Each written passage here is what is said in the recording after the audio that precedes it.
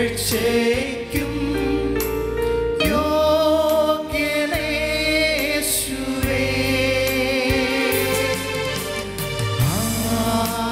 Hallelujah hallelujah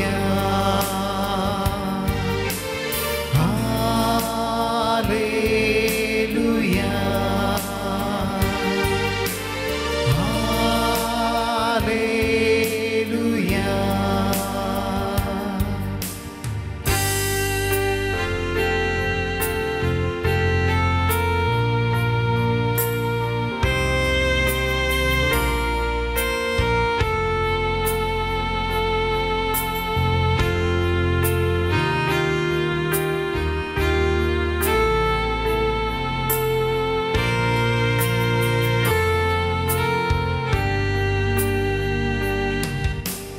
നിന്റെ രൂപവും ഭാവവും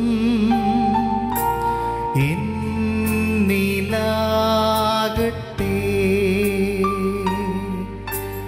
നിന്റെ ആത്മശക്തിയും എന്നിൽ കവിഞ്ഞിടട്ടെ. ആദ്യനും അന്ത്യനും നീ മാത്രമേശുവേ.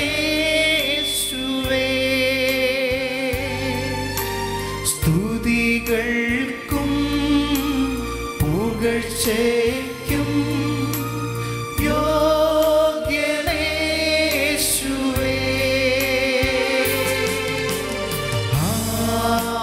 ഹല്ലേലൂയ ഹല്ലേലൂയ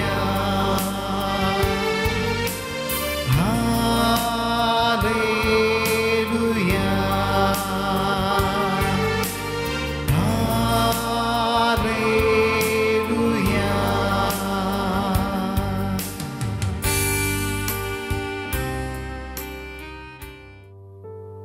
ഒരു നിമിഷം നമ്മുടെ കണ്ണുകൾ തുറന്ന് തിരുവോസ്തിയിലേക്ക് മാത്രം നോക്കട്ടെ.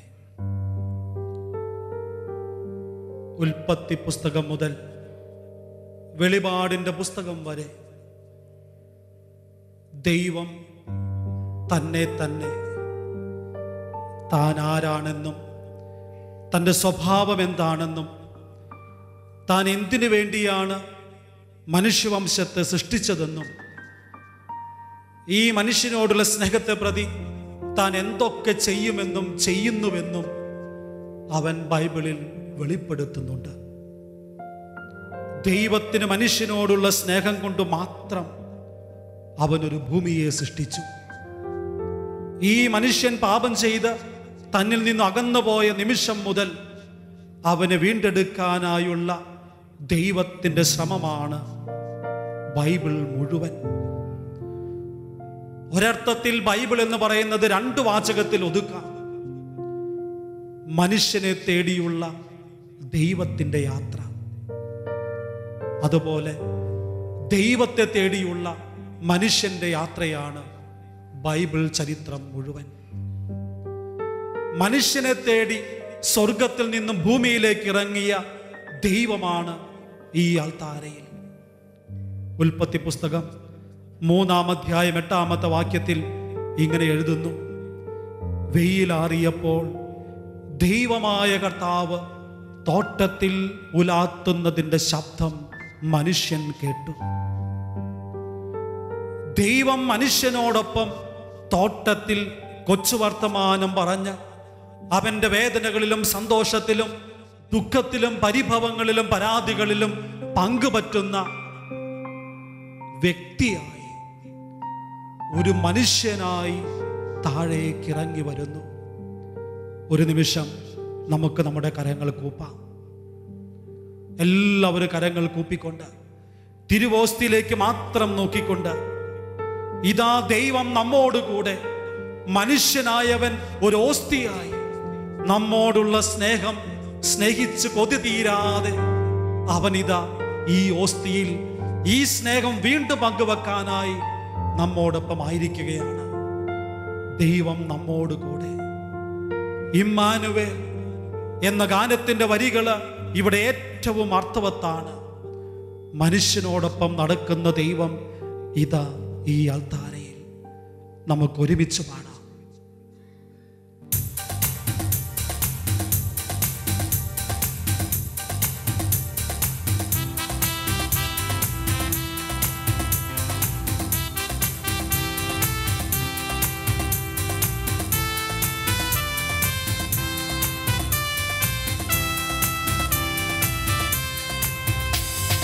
ദൈവം നമ്മോട് കൂടെ, യഹോവയാ.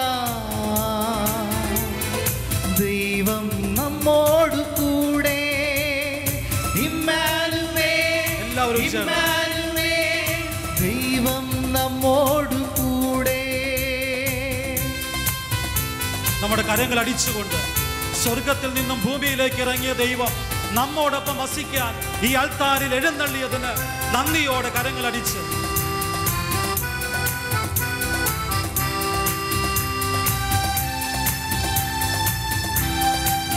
കരങ്ങൾ ഉയർത്തി അടിച്ച് പൂർവപിതാക്കൾ തൻ കർത്താവാകിയ ദൈവം നമ്മോട് കൂടെ. എല്ലാവരും ഉറക്കെ. മൂശയ്ക്കും ജനതയ്ക്കും ദർശനമേകിയ ദൈവം നമ്മോട് കൂടെ. ഈജിപ്തിൻ അടിമത്ത ചങ്ങല നീക്കിയ ദൈവം നമ്മോട് കൂടെ. വാഗ്ദത്ത ഭൂമിയ ജനതയ്ക്കു നൽകിയ ദൈവം നമ്മോട് കൂടെ.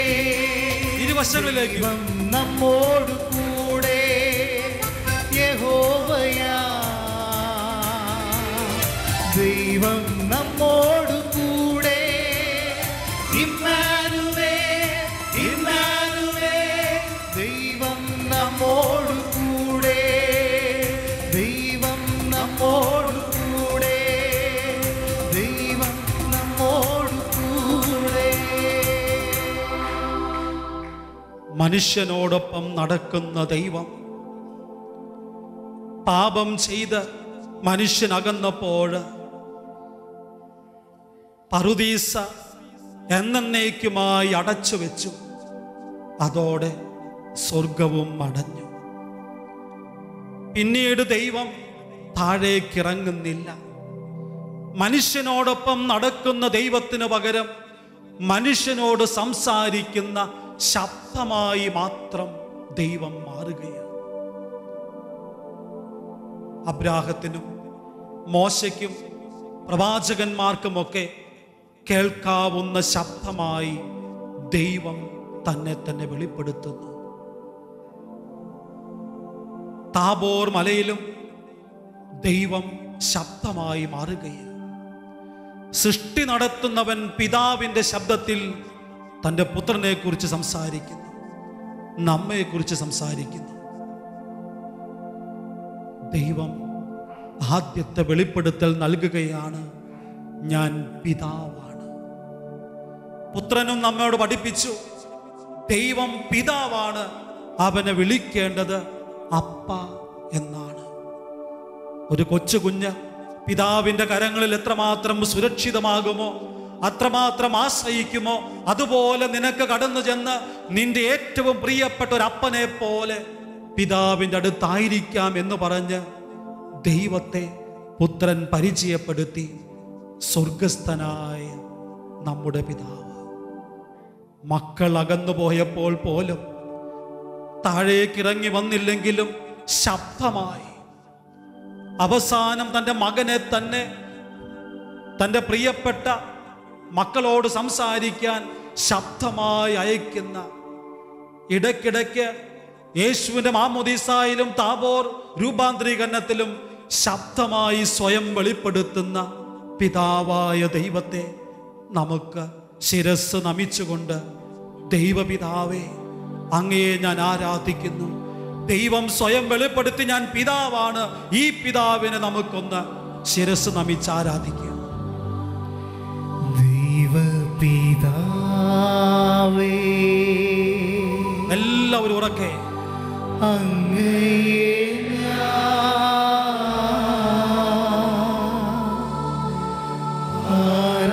ആരാധിക്കുന്നു, സ്തുതിക്കുന്നു. ജീവനുമെന്റെ ശിരസ് നമിച്ചുകൊണ്ട് സർവസ്വവും മുൻപിലടച്ച് കുമ്പിടുന്നു. ആകാശങ്ങളിൽ ഇടയ്ക്കിടയ്ക്ക് ശബ്ദമായി വരുന്ന ദൈവം ഒരു കാര്യം തിരിച്ചറിഞ്ഞു. ഇങ്ങനെ മറഞ്ഞിരുന്നാൽ പോരാ. തൻ്റെ മക്കൾ ഇനിയും പാപത്തിൽ വീണു പോകുന്നു. അവരെ രക്ഷിക്കാൻ ദൈവം തീരുമാനിക്കുകയാണ്. താൻ മനുഷ്യനാകണം, മനുഷ്യനോടൊപ്പം നടക്കണം, അവനോട് സംസാരിക്കണം. അവൻ്റെ വികാര വിചാരങ്ങൾ അവൻ്റെ മുഖത്ത് നോക്കി വെളിപ്പെടുത്തുന്ന, അറിയുന്ന ഒരു മനുഷ്യനായി മാറാൻ ദൈവം തീരുമാനിച്ചു.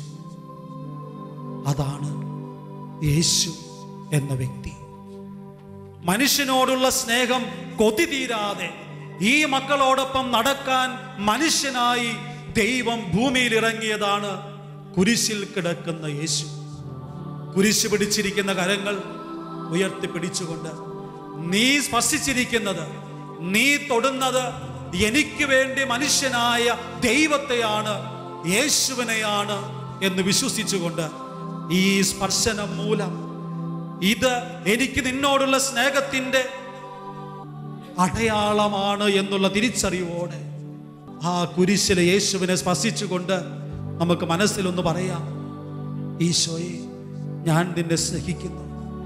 എനിക്ക് വേണ്ടി ഭൂമിയിലേക്ക് ഇറങ്ങി വന്ന ഈശോയെ, ഞാൻ നിന്നെ സ്നേഹിക്കുന്നു. എല്ലാവരും നേറ്റു പറഞ്ഞേ, എനിക്ക് വേണ്ടി ഭൂമിയിലേക്ക് മനുഷ്യനായി വന്ന ദൈവപുത്രനായ യേശുനാഥ, ഞാൻ അങ്ങയെ സ്തുതിക്കുന്നു, ആരാധിക്കുന്നു, മഹത്വപ്പെടുത്തുന്നു. യേശുവേ നാഥ, അങ്ങയെ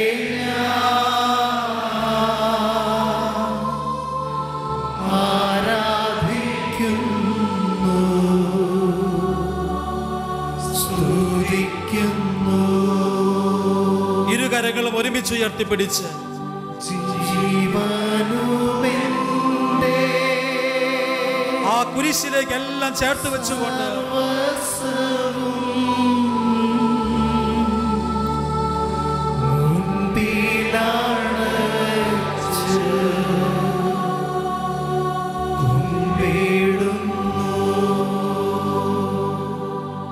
ആകാശങ്ങളിൽ മറഞ്ഞിരിക്കുന്ന ദൈവം എൻ്റെ കരങ്ങളിലേക്ക് കടന്നു വന്നു.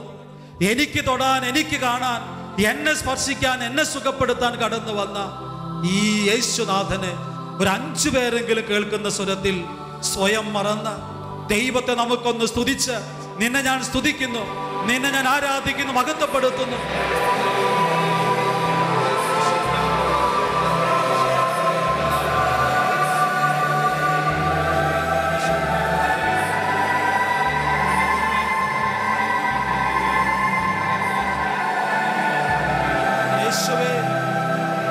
ആരാധന ഈശോയെ, മഹത്വം ഈശോയെ.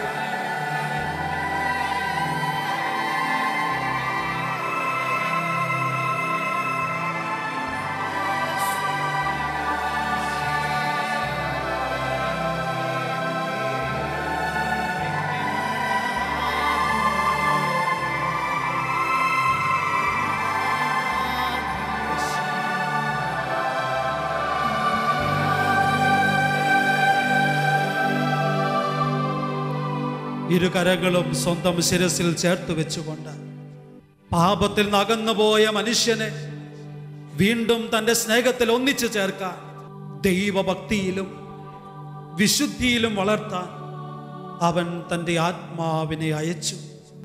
പ്രവാചകന്മാരെ ശക്തിപ്പെടുത്തി, യേശുവിനെ അഭിഷേകം ചെയ്തു ശിഷ്യ സമൂഹത്തെ വലിയ ശക്തി കൊണ്ട് നിറച്ചു.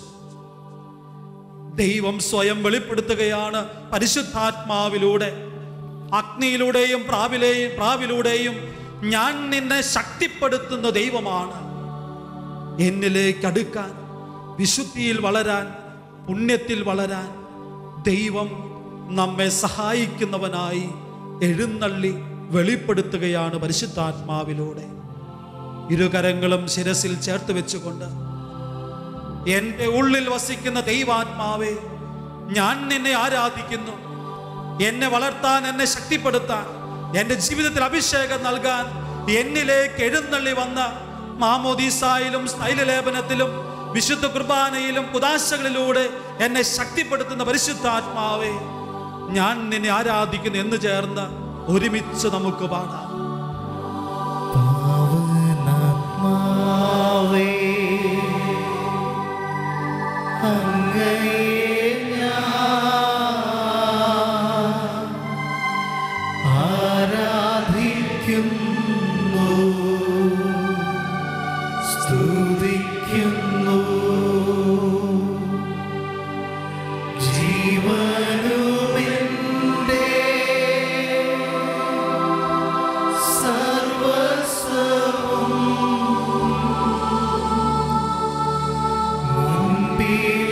മുൻപിലണച്ച് കുമ്പിടുന്നു.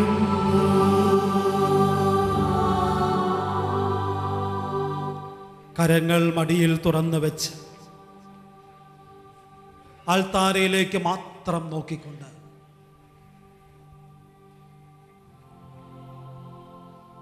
മനുഷ്യനോടൊപ്പം നടക്കുന്ന ദൈവം പിന്നീട് സ്വയം നമുക്ക് വെളിപ്പെടുത്തി തരുന്നത് ഉൽപ്പത്തി പുസ്തകത്തിൽ വേറൊരു രൂപത്തിലാണ്. പാപത്തിന്റെ അടിമത്തം, ഈജിപ്തിൽ അടിമത്തം, ഇതൊക്കെ കണ്ട് മനസ്സലിയുന്ന ഒരു ദൈവം. പുറപ്പാടിന്റെ പുസ്തകം 3-ാം അധ്യായം 7-ാം വാചകത്തിൽ ദൈവം മോശയോട് ഇപ്രകാരം പറയുന്നുണ്ട്: ഈജിപ്തിലുള്ള എൻ്റെ ജനത്തിൻ്റെ ക്ലേശങ്ങൾ ഞാൻ കണ്ടു. തൻ്റെ മക്കളുടെ കരച്ചില്, വാടിയ മുഖം, വേദനിക്കുന്ന മനസ്സ്, ഇതൊക്കെ കാണുന്ന ഒരു ദൈവമായി ദൈവം സ്വയം വെളിപ്പെടുത്തുകയാണ്. പുറപ്പാടിന്റെ പുസ്തകം 3-ാം അധ്യായം 9-ാം വാക്യത്തിൽ വീണ്ടും ഇങ്ങനെ പറയുകയാണ്: ഇസ്രായേൽ മക്കളുടെ നിലവിളി എൻ്റെ അടുത്തെത്തിയിരിക്കുന്നു. ദൈവത്തിൻ്റെ കണ്ണും കാതും നമുക്ക് വേണ്ടി തുറന്നു വെച്ചിരിക്കുകയാണ്. നീ പാപിയാണെങ്കിലും, നീ രോഗിയാണെങ്കിലും, നീ തകർന്ന് മനസ്സലിഞ്ഞ് ദൈവസന്നിധിയിലേക്ക് ഒന്ന് കരങ്ങൾ ഉയർത്തുമ്പോൾ, മനസ്സുയർത്തുമ്പോൾ ആ നിലവിളി കേൾക്കുന്ന, ഉത്തരം നൽകുന്ന ഒരു ദൈവം. എൻ്റെ ശബ്ദം അവൻ കേൾക്കുന്നു, എൻ്റെ മുഖം അവൻ കാണുന്നു. യേശുവിലേക്ക് മാത്രം നോക്കിയിരുന്ന് പുറപ്പാടിൻ്റെ പുസ്തകത്തിൽ ദൈവം മോശയോട് പറഞ്ഞ വാക്കുകൾ നമുക്കൊന്ന് കേൾക്കാം. നീ തകർന്നവനാണെങ്കിലും, നീ രോഗിയാണെങ്കിലും, നീ പാപിയാണെങ്കിലും, നിന്റെ നിലവിളി, നിന്റെ രോദനം ഞാൻ കേൾക്കുന്നവനാണ് എന്ന് ദൈവം നമ്മോടിതാ പറയുകയാണ് ഈ വരികളിലൂടെ.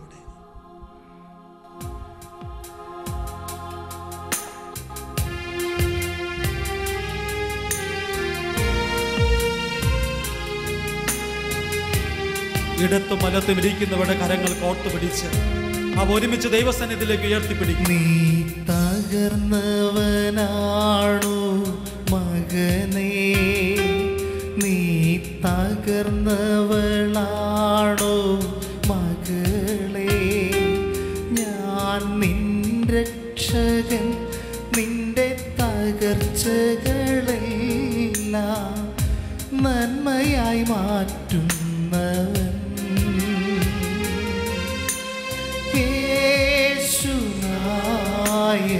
എല്ലാവരും ഉറക്കെ വിളിക്കട്ടെ: യേശു നായകൻ, യേശു നായകൻ. നിന്റെ ആത്മാവിന്റെ നൊമ്പരം കേൾക്കുന്ന ദൈവം. അവൻ പറയുകയാ, നീ എത്രമാത്രം തകർന്നവനാണെങ്കിലും നിന്റെ പാപത്തിന് അടിമത്തം ഞാൻ കാണുന്നു.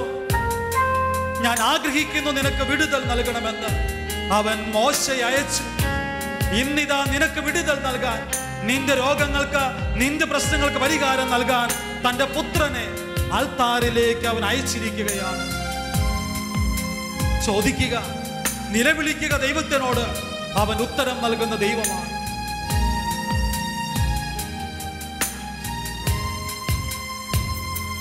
നീ പാപിയാണോ മകനേ? നീ പാപിനിയാണോ മകളേ? നീ പാപിയാണോ